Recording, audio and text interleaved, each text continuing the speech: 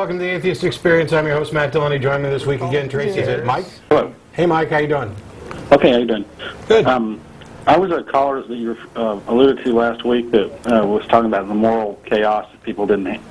Yeah. If they weren't kind of... Well, anyway, I'm not really trying to be oppressive. I don't have an agenda or anything. I'm not burn a flag or anything. I'm just saying that think of religion. I think of religion kind of like as a... Well, everybody has a father and a mother, presumably. Most people are lucky enough to. That guides you through life and says, no, son, don't beat up that little kid. That's your friend. Don't hit people, because it's a natural tendency of kids to be vicious to each other. It's just natural. Actually, it's not true. Yeah, I think they're and a new study has shown that kids are more prone to altruism than anything. Okay, that's great in the right environment, I guess, where they don't see violence. Right. I think if they're not being, if corporal punishment is not in the home, they are less likely to think of hitting someone as a means of communication. Anyway, go ahead. So that feeds my argument that proper upbringing, because I had a very loving mother, very good example. My mother was, maybe there's nobody better than my mother. My mother is as good as it gets. As far as teaching us how to good people be good to each other. My mother's way better than your mom. My mom's better than your mom. Well, anyway. Well, that's crazy, so I'm not even getting in this. Well, anyway, or it could be your father, it could be an uncle, it could be a grandmother, but somebody who teaches you through life, you know what I'm saying? And sets those examples. I kind of think of religion as kind of like a... I could see that if it weren't for the fact that the lessons that, at least Christianity and some of the others, the lessons that it teaches are often immoral. Right, okay. There's some collateral damage to them. There's no doubt about that they teach all this other nonsense that's... Sure, so why not check out all the other nonsense and keep the things that are actually good, which I think is what secular parents end up doing. Let's actually teach a kid, use their natural empathy of, would you want somebody to do that to you? That's a really simple training tool. And kids get that right off the bat. They don't need any threat of hell or punishment. You don't even have to resort to a stick or carrot. Just their own empathy of saying, I'd really hate it if somebody did that to me, is enough to at least start moving that idea forward. Okay, see, that's what I've been looking for since I've been listening to the show for the last few years and calling in. I never had been around a secular family or had friends who had secular, from the people, I've had people who've grown into be jaded and become secular, but I haven't seen anybody who's...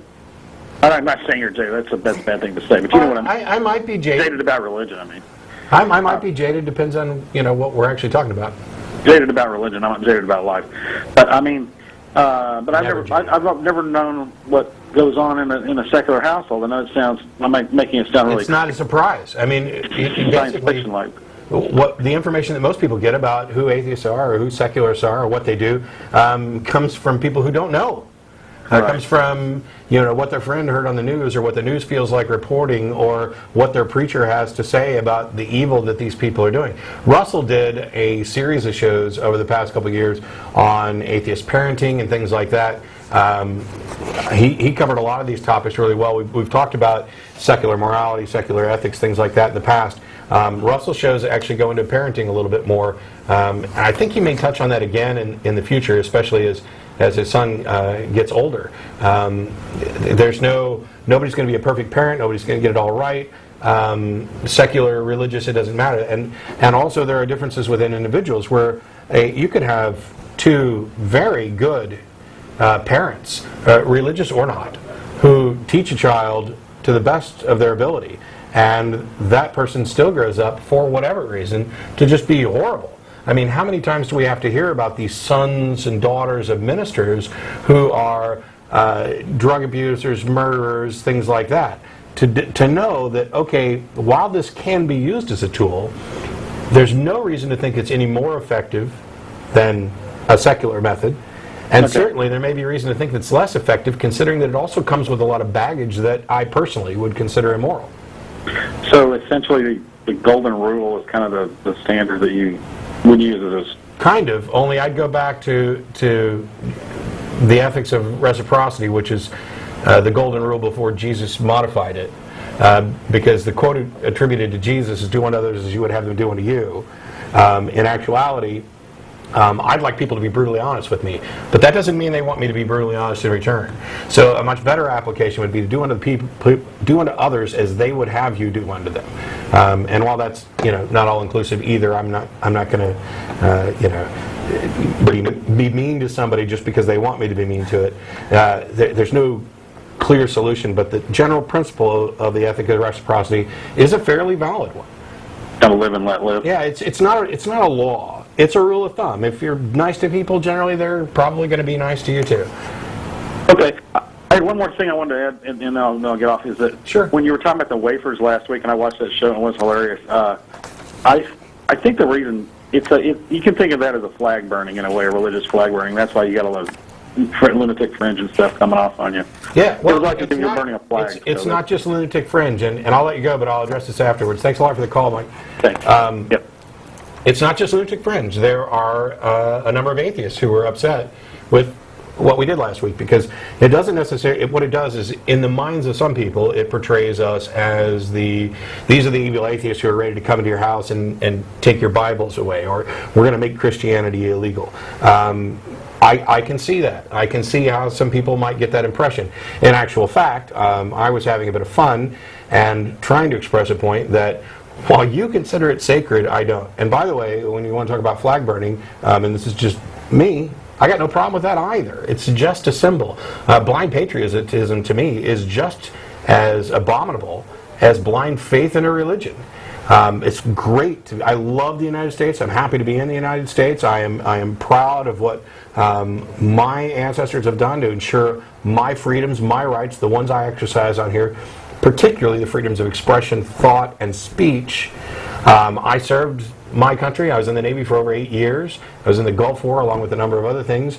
I don't regret that time. I'm not a complete pacifist. But blind patriotism is responsible for far more harm than good. Be proud of your country because it's doing good things, not just because it's your country. Don't treat your country like it's a football team, where, oh, my team's the best. It doesn't matter that we went 12-0 or 0-12 last year, and it's silly. Be proud of things for good reasons, all things. It doesn't matter. And if you're proud of your religious beliefs, make sure it's for good reason. So far, I can't see much of one. I have yet to have, and I've been making this request for years on the show, for somebody to provide any example of any real, tangible, verifiable benefit of religion that can't be accomplished by secular means. Nobody's done it. Nobody's even made an attempt, I don't think. I don't think a single religious person has called in and said, I've got it. This is what religion offers, and it's real, and you can't get this by secular means. This should be simple. This should be trivial. All of you who left church this morning should be able to open your Bibles or think or recall some moment in your life where religion has done something that is real and tangible and could not be accomplished by secular means. And yet, nobody does. And yet you don't think about that? You don't wonder? Maybe you're putting too much emphasis on it. Like Russell's dad talks about, I had a headache, I took an aspirin and said a prayer and I got better. And you're putting the emphasis on the prayer instead of the aspirin, where there's actual evidence. I mean, it's possible that taking an aspirin and saying a prayer, that God reached down and fiddled with your brain to make the headache go away. But it's more likely, and the evidence favors the aspirin